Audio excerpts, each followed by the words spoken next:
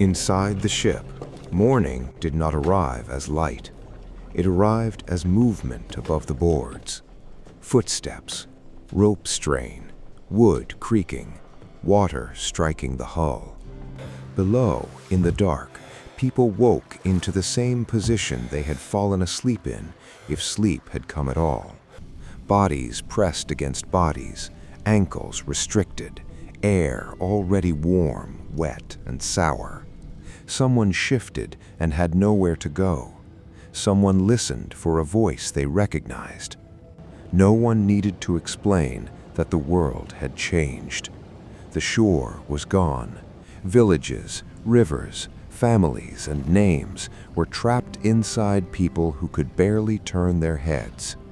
The terror was not only that people were being carried across the ocean, it was that the ship had been built to make human beings measurable by space, by weight, by risk, and by profit. The Atlantic slave ship was not a failure of order. It was order serving a brutal purpose. The deck, hold, hatch, locks, chains, water casks, ledgers, and cargo spaces belonged to the same design. Above, sailors could cross the deck, adjust sails, check barrels, and read the sea. Below, captives were forced into the part of the ship where movement, air, height, and time could be controlled. For the captives, the ship was the violent middle of a larger rupture. Many had already survived kidnapping, warfare, forced marches, imprisonment near the coast, separation from kin, and exchange between hands that treated them as property before the ocean had even begun. Then came the vessel. To the crew and investors, it was a voyage with costs, risks, and expected return. To the people forced below deck, it was a moving prison whose destination they could not fully know. The Atlantic did not need storms. Even calm water meant distance growing. Every hour at sea widened the break from home. To be inside the hold was to lose control over the simplest human acts. Sitting, lying down, breathing, turning, relieving oneself, drinking, sleeping, reaching for another person. All of it depended on permission, space, force, or chance. The air thickened with heat, fear, sickness, salt, waste, sweat, and the motion of the sea. People came from different regions, spoke different languages, and carried different memories. Some understood fragments of what was happening. Others could only read the ship through sound. Boots above, keys, hatches, waves, shouted orders they could not understand. Bodies shifting when the vessel rolled. The opening of a hatch could mean air, inspection, food, water, exposure, or punishment. A key turning in a lock could change the whole space. In that darkness, humanity did not disappear. It survived in small acts under pressure.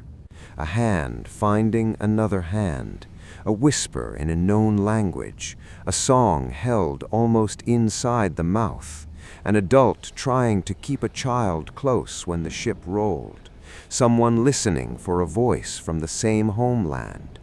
The hold was built to reduce people to cargo, but it remained full of memory, terror, resistance, grief, and presence. The suffering worsened because confinement turned time into another form of violence. Days could not be measured by sunrise.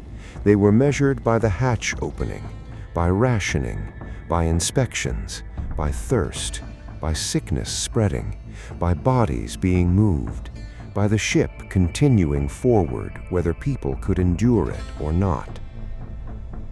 Above deck, the vessel had rhythm. Sails rose and tightened, ropes were coiled, barrels were checked. The ship answered wind, current and calculation. Below deck, rhythm meant waiting for the next command, waiting for air, waiting for water, waiting for the chance to move a limb, lift a head, or be pulled into light. That was the brutality of the design. The hatch decided when air entered. The key decided who moved. The cask decided thirst. The ledger turned lives into entries. The low beams decided posture. The ocean decided there was no side door, no field, no road to run toward. Even when the ship moved smoothly, suffering continued because every ordinary part of it had been made to serve captivity.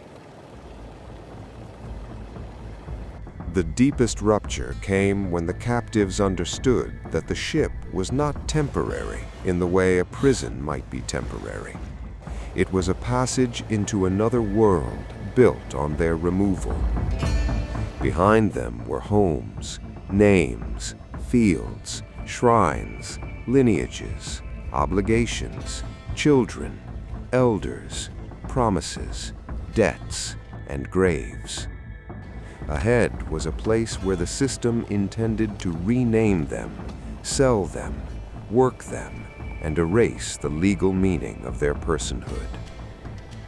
This was why the Middle Passage was not only transportation, it was transformation by force. Human beings were carried across the Atlantic while merchants tried to convert them into inventory. The hold was where that conversion became physical. Bodies compressed into measurements, lives entered into books, suffering treated as loss management, death counted against profit. But the system never fully owned what it claimed. Captives resisted by refusing, by remembering, by communicating, by grieving, by enduring, by fighting when possible, by holding on to kinship and identity, even when everything around them was designed to break those bonds. The ship could confine bodies. It could not make the violence morally ordinary. That is what makes the slave ship one of the most brutal spaces in modern history. It was not only a vessel crossing water, it was a floating structure of power, commerce, racial violence, and human suffering. It connected coasts, markets, plantations, ports, banks, empires, and households that wanted forced labor without looking directly at the hold beneath the deck. Inside that hold, history was not abstract. It was the distance between one breath and the next.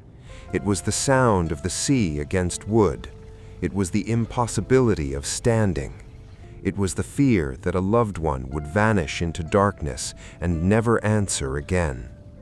It was knowing the world above had created rules in which this could be counted, insured, sold, and repeated. To understand the slave ship is not to search for spectacle. It is to see how wood, rope, iron, sailcloth, paper, barrels, and numbers were made to participate in human destruction. The ship crossed the Atlantic, but the crime was larger. It was the making of a world where people could be stolen, confined, transported, priced, and still remain human against everything built to deny it.